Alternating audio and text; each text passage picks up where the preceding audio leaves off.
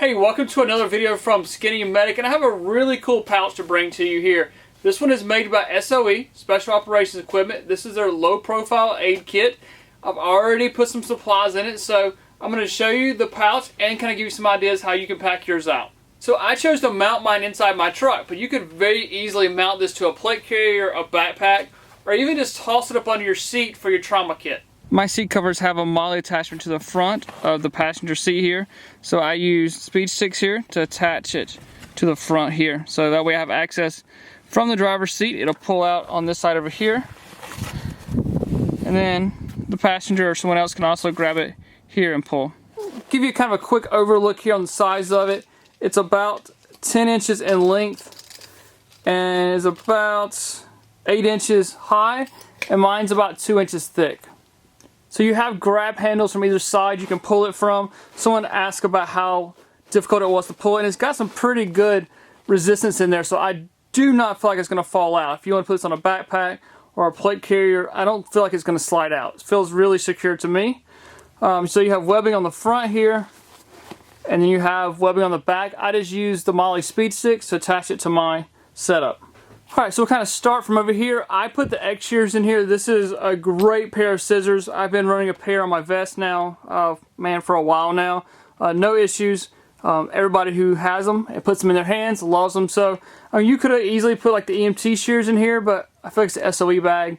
It needs top of the line gear in there. So you could put regular EMT shears in here. They'll make the same circle. We have a pair of hyphen chest seals.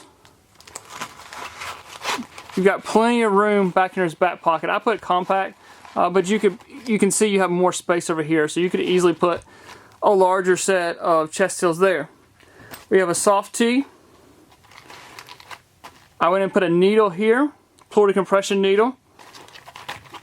Here is a NAR mini pressure bandage, and then combat gauze. So we have a pressure bandage with the combat gauze located near each other. You have another loop right here that you could put another needle in, or if you want to put an MPA, an airway, right here, it'll fit right in. And then we have a cat tourniquet here. So I like to run a cat and a soft tee. That way, if something happens to the cat or the soft tee, you have a backup and it's something different. So it's just my preference.